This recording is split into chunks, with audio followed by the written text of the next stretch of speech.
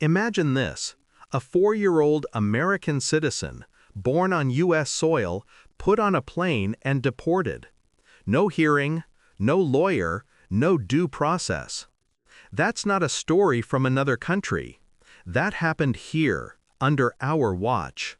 Sent to introduce the article from PBS NewsHour entitled "Children Who Are U.S. Citizens Deported Along with Foreign-Born Mothers," in which the attorney for that 4-year-old U.S. citizen says that at no time did his mother consent to the child U.S. citizen being removed from the country.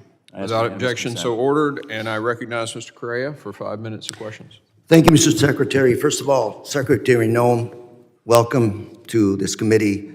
Had the honor of hearing testimony from Secretary Kelly, Secretary Mayorkas, and of course you. Welcome. We all have the same interests, which are protecting Americans, American taxpayers, as we move forward in our jobs. And I want to say that your testimony, my colleague from Louisiana, and myself have the same interests, which are to protect Americans, especially to protect children, especially to protect American citizen children. That's where my concern is, Madam Secretary, that your administration, I believe, has consistently violated the law by denying due process to U.S.-born American children. Under your watch, you've deported American children, U.S.-born children. Some of the examples, I only have 5 minutes to talk about, but I'll come back to the case that was described or discussed a little while ago, which was 2 American children, 4 and 7, were put on a plane with their mother, sent to Honduras within 24 hours of being detained. There was an attorney involved. And we're debating right now the issue, as if you stated that the mother wanted the child to go with her, but there was an attorney involved. That person was not consulted.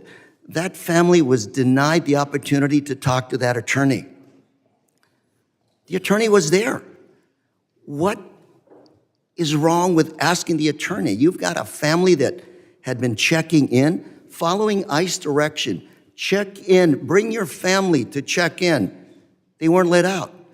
That happens in my district all the time. Families check in ICE. If ICE determines they should be deported, do you know what we do?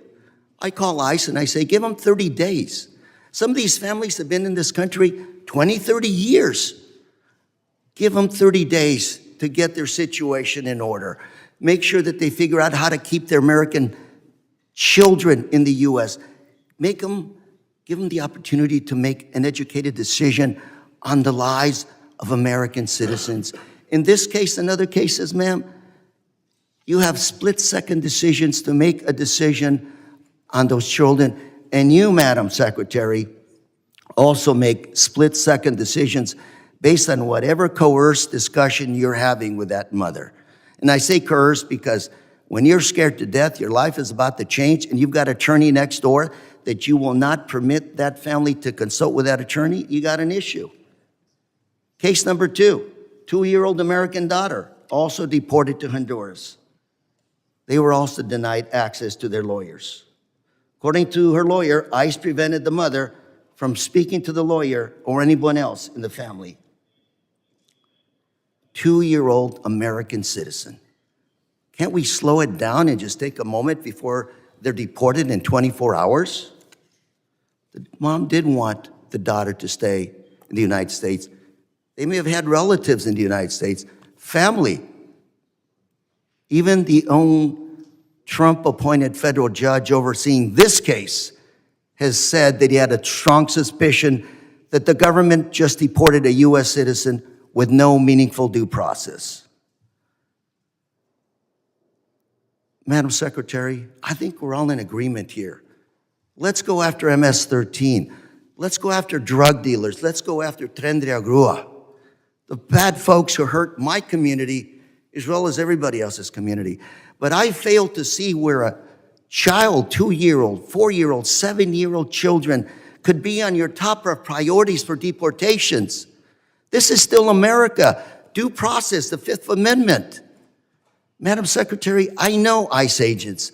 I deal with them all the time. I've toured the southern border, blue uniforms, green uniforms, talking to them about what they need to do the job. More than happy to have that discussion with you, publicly or privately, but deporting U.S.-born children, ignoring their attorneys, take a deep breath. You've been here 20, 30 years. A lot of the times back home, when I ask the ICE agents, give them 30 days, you know what? Without fail, that person comes back or self-deports. We can do better.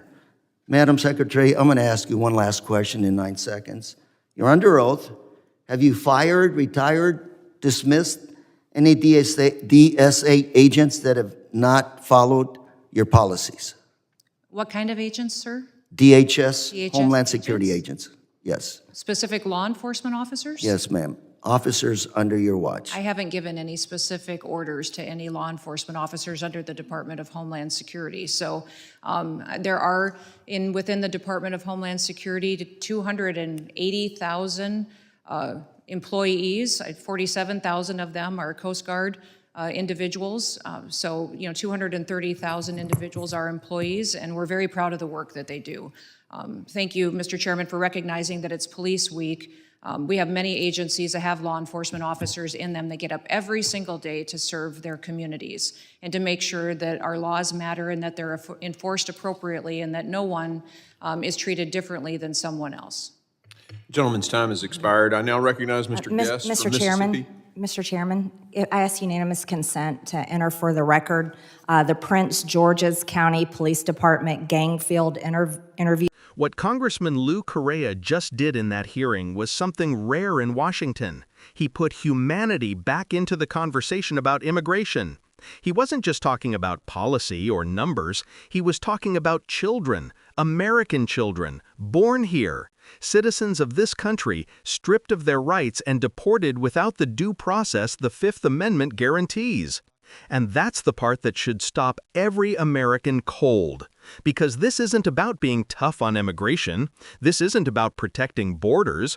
This is about the United States government deporting its own citizens, children, without letting their lawyers speak, without letting families make a plan, and without so much as a pause to ask if it's legal or humane.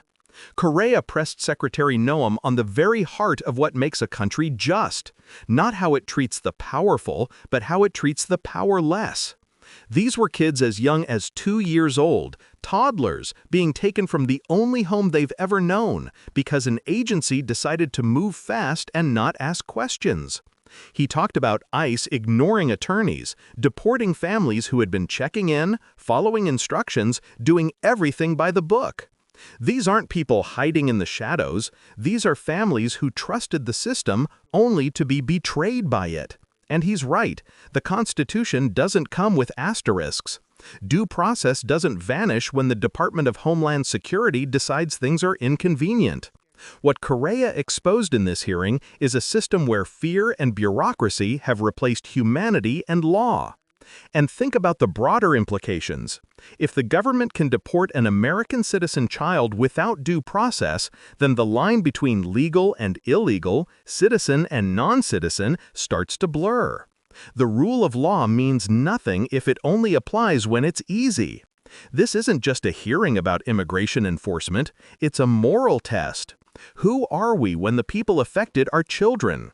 What happens when collateral damage means a U.S.-born child losing their country?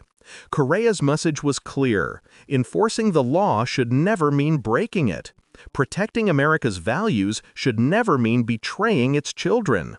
This isn't partisan, it's basic decency. And that's why hearings like this matter. They remind us that behind every policy debate, there are human beings, with names, families, and rights that are supposed to mean something.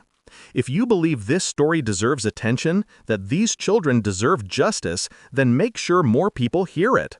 Like this video, share it, and subscribe to Left Lens, because we'll keep shining light on the stories that others ignore.